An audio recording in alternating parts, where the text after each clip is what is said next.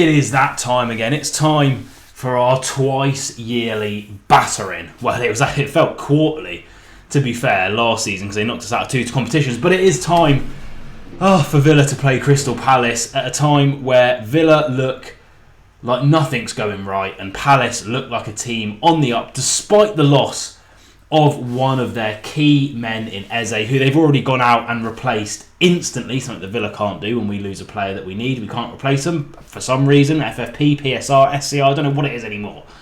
But we are in big trouble. We're going to be previewing the Palace game today. The only positive that I can find is that it's at Villa Park.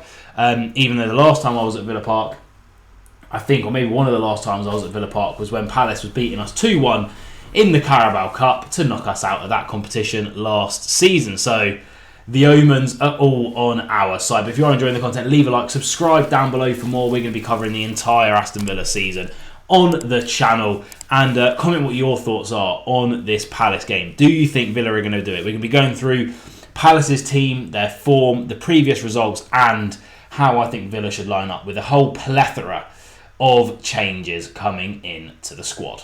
First, you know it's FPL time. Code will be down here somewhere. As you can see in the Rodgers Reports Classic, I am currently 20th. I need a comeback. There is 35 of you heroes. Can we get it up to 50? Go and join the FPL. The code is on the screen now. Compete against me and the fellow Villa fans on this channel. And of course, if you are enjoying playing FPL against us, comment down below who you are, what your team is, and what you're doing for this week. But if we look at my team for last week, it was terrible. So what we're going to do is go into my team for this week and show you what I'm working with. Because let me be honest with you, I'm about to drop another stinker of a performance. Got Trafford and Ait-Nouri, who might not even play. 75% chance of him playing in there. But I've got no other defenders because Frimpong's out injured and there's no way I'm starting Axel 2 and Zebe because he doesn't play. Botman has to come in. He might not even play. I've gone for a big Arsenal week this week. With Eze, I've transferred him straight in. I assume he's going to go straight into that starting lineup because they paid so much money for him. And I've gone for Saliba, dropping Salah down to the bench. And I transferred out Wirtz for Eze. So we'll see. Wirtz will probably go and score a hat-trick now. But then we've gone for Jamie Bono Gittens on the left-hand side or right-hand side of midfield. Doesn't really matter, does it? Kudus, I've voice captained him against Bournemouth for Spurs.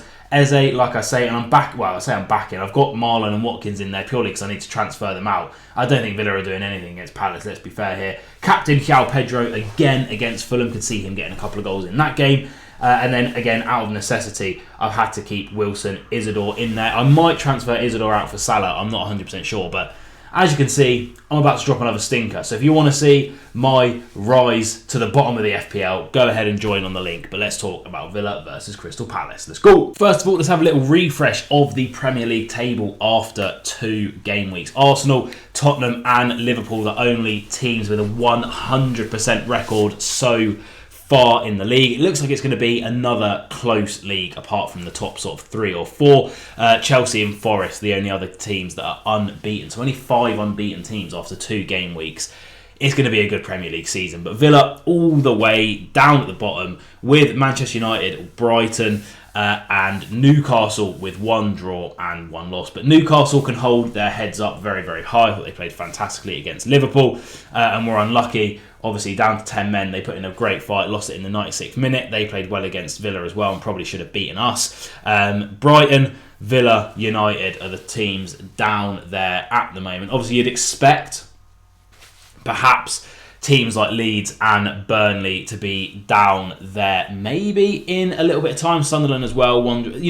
It's way too early to say that we're going to be, down in the bottom half of the table. I don't think we're going to finish in the top half. My predictions and all that kind of stuff will be coming out after the transfer window has ended, which is another abysmal thing that I don't want to talk about. But as you can see already, I think Villa need to get some big points on the board. 4 points could be enough with other results going our way to put us into that top half of the table where we want to be. So it is a big game. Our opposition, Palace, 2 draws so far in the Premier League, so on 2 points as opposed to our 1. And yeah, it's a big game week already. But how have Palace been doing? Let's have a look at their recent form and who has been starting for them in an interesting season because they've already had to play European qualification matches. They literally played yesterday as I film this. It is Friday, so they played on Thursday. So Villa have a whole extra week of preparation, a whole extra week of rest and recovery, and you already know that Palace are going to be running more than us. Terrible. So Palace's last league game was a 1-1 draw against Nottingham Forest, who have looked very impressive so far this season. Palace doing a little bit of a Villa, to be honest with you, conceding the only shot on target from Forest in the whole game. So there you go. You know, Palace and Villa like that right now. But this is how they lined up. Dean Henderson in goal, Richards, Lacroix and Mark Guehi making up their back three. Of course, it's kind of like a pseudo back four because they have Tyreek Mitchell and then the outstanding Munoz on the right-hand side. In the middle, Wharton and Will Hughes, who looks like a man possessed this season. We all know how good Wharton is as well. Ismaila Sarr, who always causes us problems. Devaney on the other wing. And then the boom, the big man himself, Mateta, up front, who again always causes us issues. But of course, this isn't the actual last game they have played. They have played on Thursday the 28th of August. And it's just yesterday as I film this today. So how did they rotate already having to deal with European fixtures? Let's have a look. So this is how they lined up against Fredrikstad. They did win 1-0 over the two legs. So they have qualified for Europe officially, I believe. Now, I don't think they have to play any more qualifying games, but the back line effectively remained the same. Henderson, Richards, Lacroix and Guehi. Sosa started on the left-hand side of that back five instead of Mitchell. Lerma came in for Will Hughes. Wharton still in there. Munoz still in there. Sarr and Mateta still starting, and then Kamada, who's come on and scored against Villa a couple of times I think already, started out on the left hand side. So they did rotate a little bit, but not really. You know, they're big hitters at the moment considering that Eze has now left. You know, Sarr, Munoz, Lacroix, Guehi, Wharton, Mateta, their core of that team still started the game, and as you can see, none of them actually got substituted off. So a full 90 3 days before playing Villa, who have had 8 days since our last fixture. Again, you would imagine that we would be the fresher team. You know, with Villa, that just doesn't work. We'll look ragged out there after 10 minutes and Crystal Palace will outrun us somehow. I don't know how it happens, but it does every single time.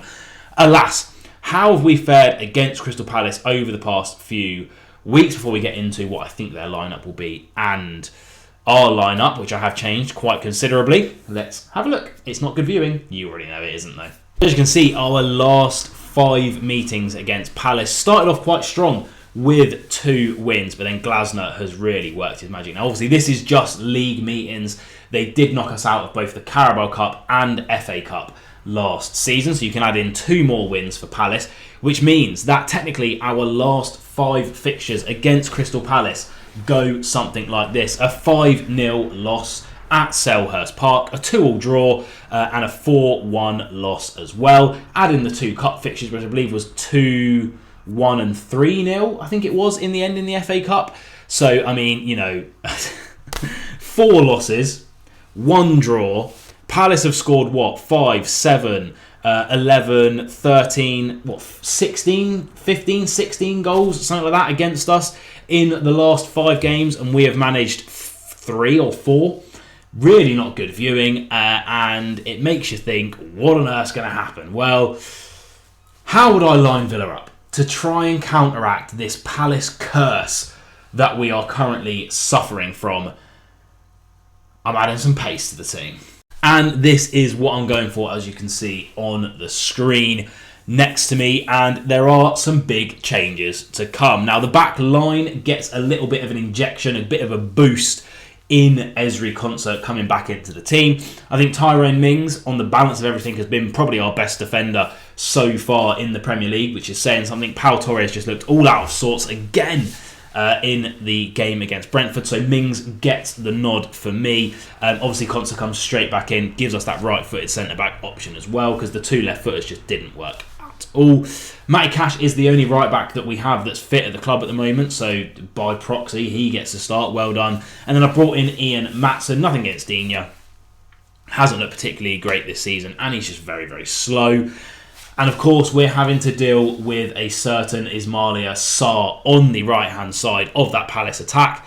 We all know he's rapid. We all know he has a fantastic goal and assist record against Villa over the past sort of 6 to 12 months. So we need some pace to counteract that pace that he has. Ian Maatsen, for me, the clear choice over Luca Digne, who, although he's a fantastic defender, he's not the quickest in the world, and we know that Sarr punishes us every single goddamn time we play them. And now in the middle, Kamara injured for 2 to 3 weeks, so I've dropped Tielemans back in. I'm not replacing him with anyone else. Obviously, it would have been nice to put someone maybe like Enzo Berenshea in there. Sold. Ross Barkley injured, so we have Tielemans, and that is it. I don't think Bogard's going to go into that midfield role, and because of that, out of necessity, we have finally got Rodgers playing in his correct position, which is the number 10 role. Hopefully he can stop dropping stinker after stinker after stinker, and I could go on all day, but hopefully he can actually put in a half decent performance. Now that opens up the wings finally for a bit of a boost, a bit of something different. Can Villa finally